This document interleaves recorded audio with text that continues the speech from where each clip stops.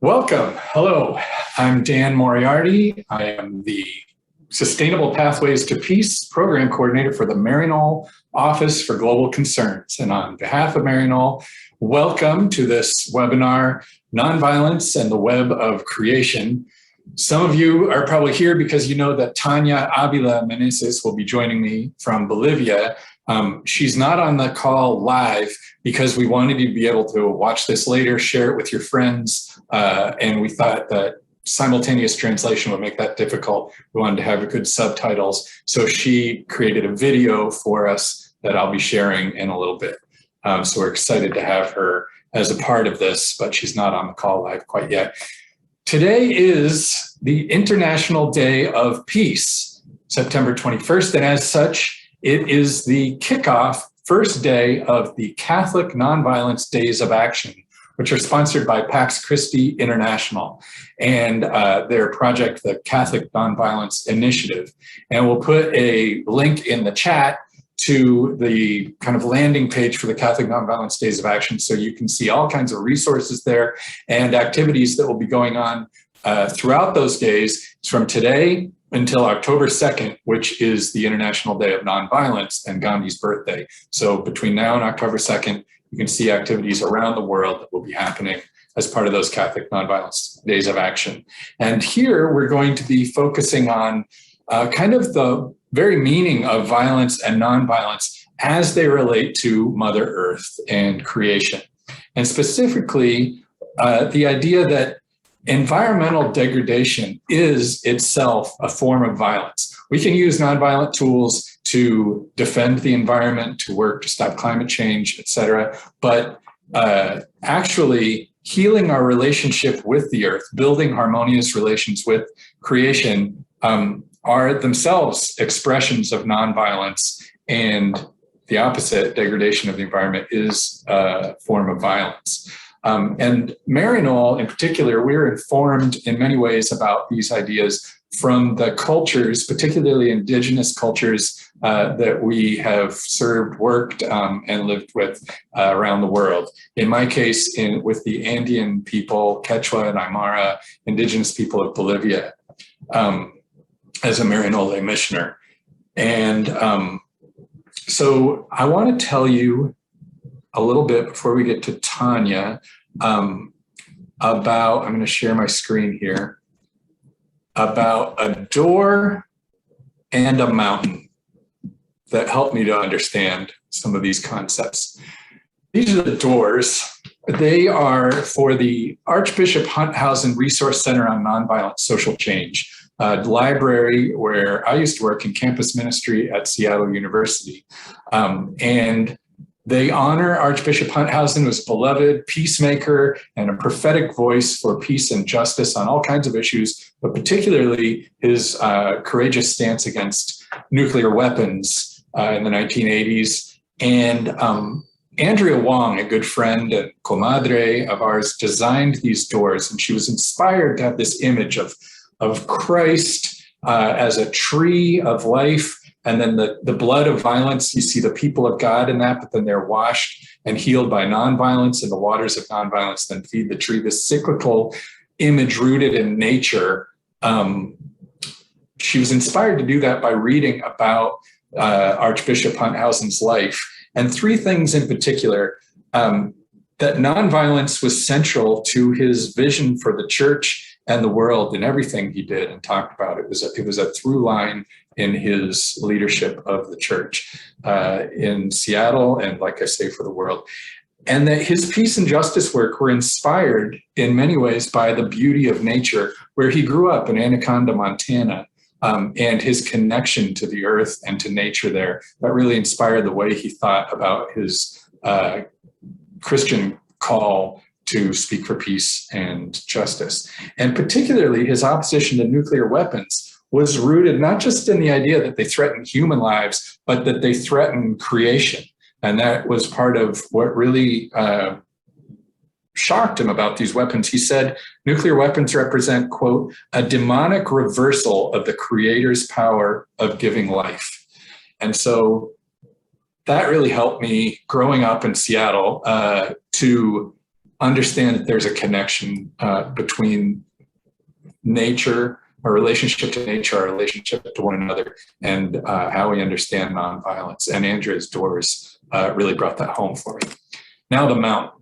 This is the Cerro Rico in Potosí, Bolivia. And this is a famous mountain because of mining. There are a lot of silver and later tin has been mined over the centuries from this mountain. But it also tells us a lot about how the indigenous people of the Andes really, and many indigenous peoples around the world, have a deep, a really profound understanding of incarnation, the idea that God comes into and is present in God's creation, not just above it at a distance, but within creation, God is present to us. That very Christian idea, but it's very present in these cultures. And so when the Spanish came and introduced Christianity, people immediately identified Mary, the mother of Jesus, with the Pachamama, the Mother Earth, because she is kind of the earthen vessel through which the divine comes into the world.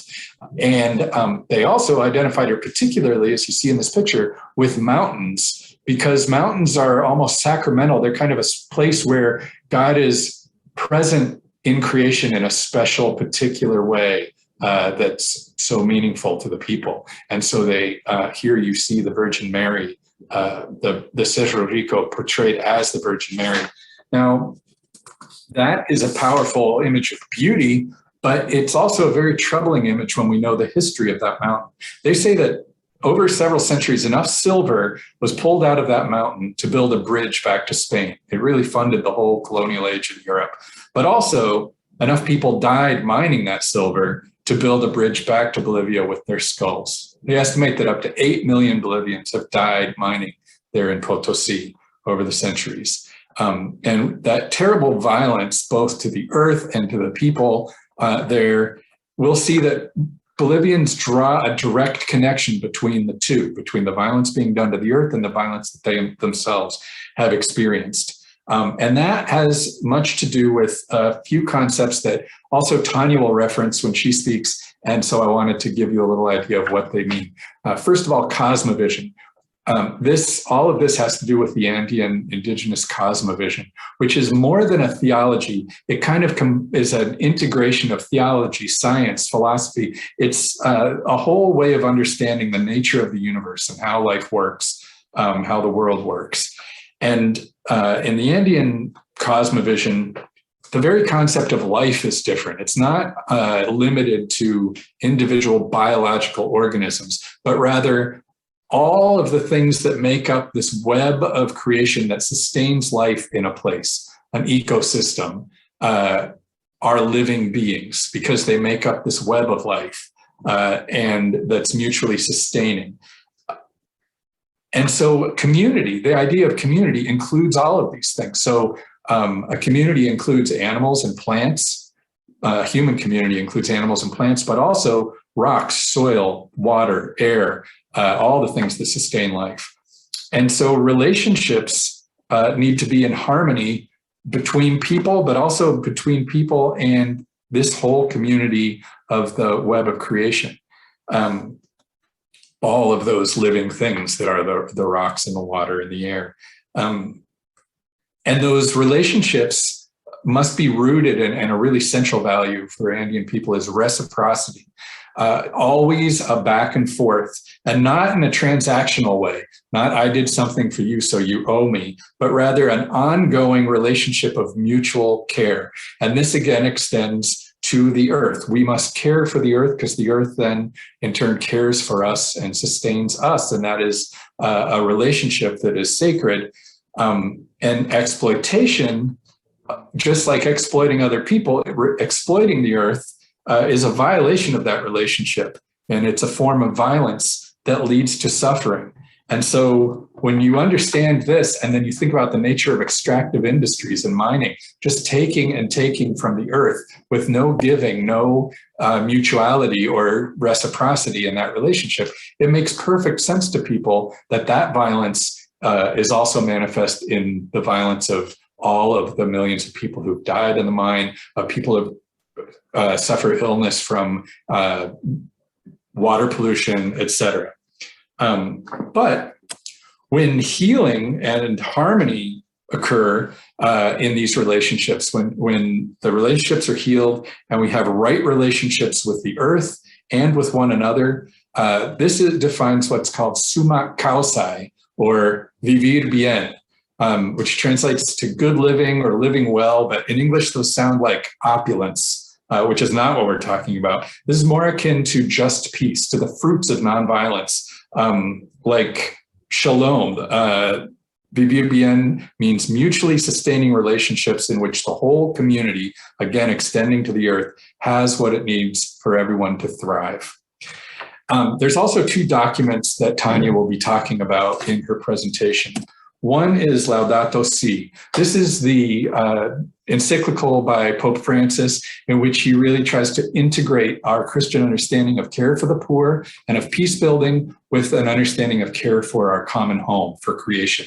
And one really important thing he does here is correct the error that many Christians commit of this idea of dominion theology, where humanity has dominion over creation and is somehow separate from it. And he reminds us that going back to Genesis, he's trying to recuperate this idea that we are part of creation. We are creatures among God's creation. And therefore, we are called to care for creation in this mutual relationship of mutual responsibility that really is kind of reflective of the same ideas that you see in these indigenous cosmovisions.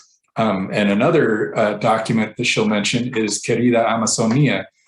This is a document where those two cosmovisions really come together because it came out of the Synod of the Amazon at the Vatican last year. And the Synod of the Amazon was a chance for the church to listen to the indigenous people, church people from the Amazon region, and how their cultural understandings of their faith and of their life and reality there inform the church. And the results of that are documented in this document, Querida Amazonia, which means beloved Amazonia. And that brings us to Tania, because Tania participated in the Synod of the Amazon, and in some of the symbols and things that you see there of the rivers coming together and sustaining life, you can really see Tania's fingerprints on some of that. She was, Tania Avila is a missiologist, theologian, and a semiotician. She studied symbols and signs and what they mean and their relationship to the things they symbolize. And she studied some of that with some Maryknoll priests and then worked for many years at the Maryknoll Mission Center in Latin America. And I got to work with her there. It's my great privilege. But she also works with the Amerindia Theology Network. And through that work, she was invited by Pope Francis to participate in the Synod of the Amazon. And before that, in the lead up to the Synod, we had a series, One Amazon, Many Voices, from the Maryknoll Office of Global Concerns. And she co-wrote the first article on indigenous wisdom. So we'll also put a link to that in the chat for you. And now, though, without further ado, I want to introduce Tania, and I will let her take over here. Soy Tania Avila Meneses, les hago llegar un saludo desde Bolivia y quiero compartirles unos sentipensares acerca de la no violencia como estilo de vida en la red de la creación. Quiero partir de una frase de Laudato Si, número 2, donde el Papa nos dice que esta hermana clama por el daño que le provocamos a causa del uso irresponsable y del abuso de los bienes que Dios ha puesto en ella. Hemos crecido pensando que éramos sus propietarios y dominadores, autorizados a expoliarla.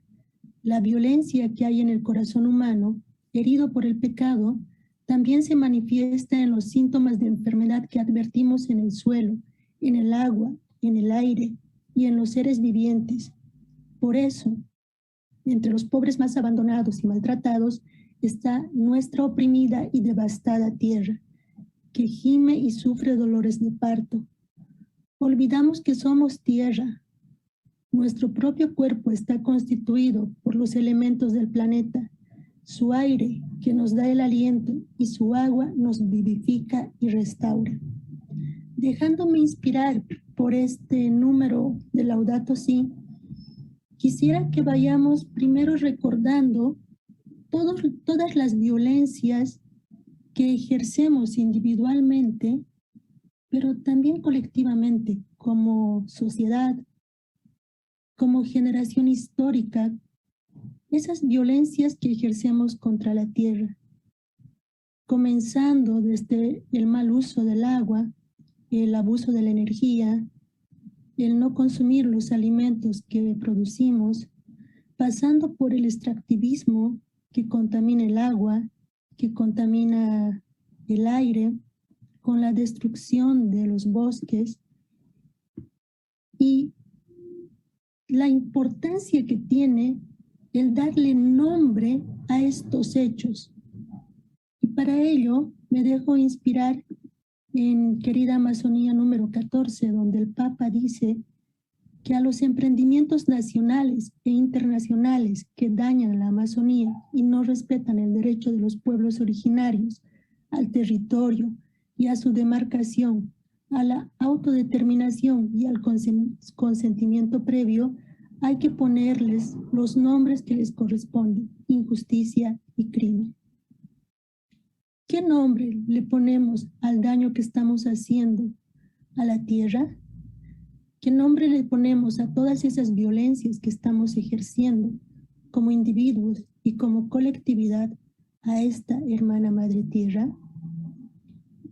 Muchas veces el modo de relación que tenemos con la tierra está enraizado en la concepción de mundo que tenemos, en nuestra propia cosmovisión como culturas, como pueblos. Debemos reconocer que hay culturas que tienden a una relación de dominación fundamentada por la religión. Desde ese momento que se lee el Génesis con una perspectiva de el hombre por encima de la tierra. Este modo de ver la vida hace que la tierra sea dominada por el ser humano, sea abusada por el ser humano y por lo tanto destruida. Sin embargo, otros pueblos, como los pueblos indígenas, tienen un modo de relación con la tierra desde su cosmovisión de cuidado, porque saben que una relación con la madre tierra va a generar no solamente el cuidado con la tierra, sino también con los otros seres humanos, porque es una relación recíproca. Cuando la tierra está bien cuidada, los productos van a ser naturales y van a alimentar los cuerpos. Hay una relación de ida y vuelta que cuida no solamente el presente de esta generación, sino también cuida el futuro de las siguientes generaciones. Y ese conocimiento, esa sabiduría viene desde los ancestros que nos han enseñado a que somos parte de la tierra y que no estamos aparte de ella. Hace un llamado urgente el Papa a asumir de que somos tierra y también nos invita a aprender de los pueblos indígenas. Comparto con ustedes este video sobre cómo los seres humanos somos parte de la tierra.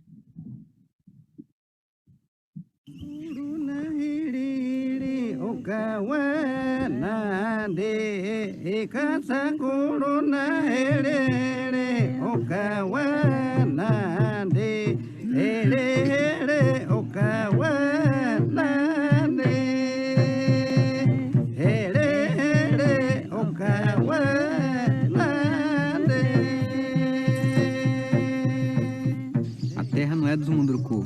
Os mundurucus são da terra. Demarcação já. Queremos ser respetados, no ser atropellados. Es nuestro derecho como indígenas. Nosotros los pueblos indígenas somos una gran nación y nos amamos como la madre tierra. Pedimos respeto y resguardo al territorio. Dioso y Sico Hakunarai.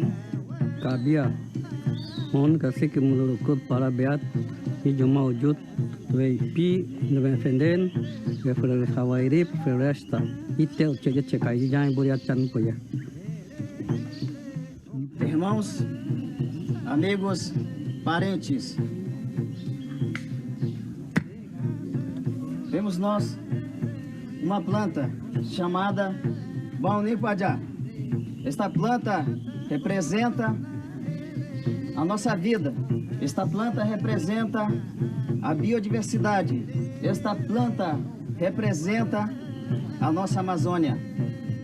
La tierra no nos pertenece, nosotros somos la tierra.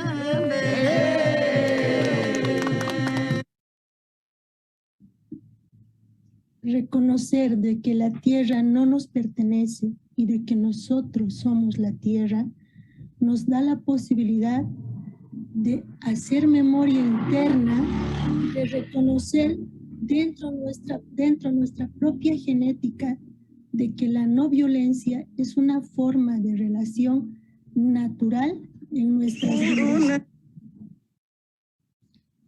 ¿Qué estamos entendiendo por no violencia? La no violencia es una forma de vida, una espiritualidad, un método vivencial para prevenir o detener la violencia, pero sin usar violencia. Al mismo tiempo, fomenta alternativas justas y pacíficas. Es un modo de ética universal. Es la base necesaria para una construcción de paz. Y esta ética universal, esta ética de cuidado de la vida, reconociendo que hay tensiones que podrían desembocar en violencia y que nos permite parar, detenernos y buscar modos de gestión que sean no violentos, podríamos aprenderlo también del modo de relación en la tierra. La tierra nos puede enseñar a ser no violentos. Y los seres humanos podemos reaprender con naturalidad, porque está en nuestro ser, en nuestra piel, en nuestra genética, en ese tejido humano, nuestra opción por un estilo de vida que sea no violento, que cuide la creación, que se sepa interdependiente. No es un modo de ver romántico de la vida, todo lo contrario, es asumir que hay momentos difíciles, que hay momentos violentos, pero que también hay modos en los que podemos cultivar la vida, cuidar la vida. Quiero mostrar como ejemplo esta flor, que en medio de las espinas asume su ser de ser flor con toda su fragilidad, con toda su fortaleza, pero no invade el espacio del otro. Al contrario, se articula sin violencia, haciendo que la realidad se transforme de manera no violenta. Y otro ejemplo que tenemos en el cultivo, en la tierra, está en la agroforestería sucesional, cuando es posible la convivencia de plantas muy pequeñas que duran poco tiempo, de árboles muy grandes que van a durar muchos años, también de plantas intermedias que necesitan de sol, que necesitan al mismo tiempo de sombra. Este modo de cuidado entre plantas, conectado por las raíces, pero también asumiendo cada uno su espacio, su corresponsabilidad para que el suelo sea alimentado y pueda sostenerlos, es un modo de convivencia no violenta. Y al otro lado de la imagen les muestro el monocultivo. Aquí hay muchos girasoles y se ve muy bello el espacio. Sin embargo, a pesar de esta belleza, Podríamos llamarlo que esta es una belleza sutilmente violenta, porque no permite la convivencia de distintas plantas, no permite el cuidado de la tierra, más bien extrae su savia, extrae su fertilidad y la hace poco a poco infértil. Este modo de convivencia interdependiente entre distintas plantas, entre diferencias podríamos decir, es el modo de cuidado de la vida.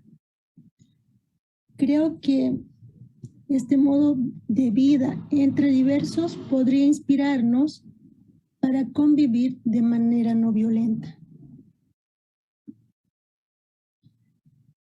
Y podemos dejarnos inspirar en los parques de nuestras grandes ciudades, donde hay plantas de distintos colores, de distintos tamaños, que viven por largo tiempo o por corto tiempo, pero están ahí, sin violentarse, presentes, cuidando el común de la casa que nos acoge a todos y a todas. Les invito a ver un video donde muestran toda esta diversidad de producción con plantas diferentes que tienen sus frutos en tiempos diferentes, pero que todos aportan a la vida del ser humano, pero también a la vida de la misma naturaleza. Porque un árbol grande puede cuidar a uno más pequeño, puede ayudarle a filtrar el nivel de calor que necesita, porque una planta pequeña puede ayudarle a contener la humedad que necesita un árbol grande o una planta intermedia. Creo que este modo de relación que hay entre las plantas es un modo no violento, que respeta las diferencias y que busca un modo de convivir siendo red.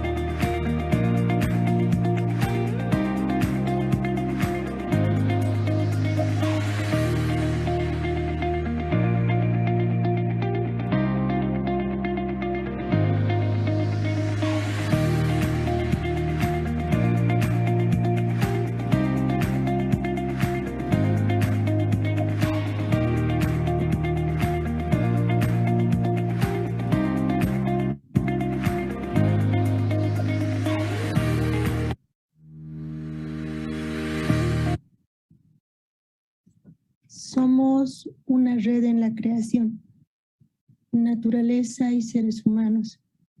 Que la sabiduría de la tierra nos permita asumir un estilo de vida no violento, no como un evento, sino como un proceso continuo en la vida. Muchísimas gracias. Thank you so much, Tania. I wish you all could be with her and be invited into the spaces she creates for ritual and symbols and experiencing directly that coexistence and encounter. But I'm so glad she was able to join us today from Bolivia. So not only do our relationships extend to the earth and its degradation is a form of violence, but the earth teaches us nonviolence. The notion of care and of mutual care and living together in harmony, as we saw in Tania's presentation, we can easily extend that to other forms of nonviolence and peace building and see the parallels there. There's a kind of negotiation and dialogue that we saw happening with the earth there that speaks to models of conflict transformation, creating new relationships where we create just peace, where everyone has what they need to thrive. Their restorative justice, healing broken relationships through truth and reconciliation processes and other things. Even overcoming the violence of racism and xenophobia by learning how to live together in diversity and reap the richness and fruits of that. Right relationships and economic activity, disrupting the violence of exploitation of the earth and of our fellow humans. Human rights, protecting human rights, and also, and actually indigenous people from Bolivia have introduced the idea of Mother Earth rights into international law discourse. So all of these are forms of nonviolence where we can see the direct parallels to our relationship with the earth. And all of them must be pursued through nonviolent means. And the earth, as Tania showed us, will show us how. And this gives me hope. And so I hope that you'll take that message away today, that the earth will show us how. We must care for one another and care for our sister, Mother Earth. And if we maintain that relationship with nature, we will be able to do that and to live nonviolence fully. So thank you so much for joining us. And again, this will be available on our YouTube channel. And I hope that everybody is able to participate in some of the other activities for the Catholic Nonviolence Days of Action. From the Maryknoll Office for Global Concerns, thank you and have a great day.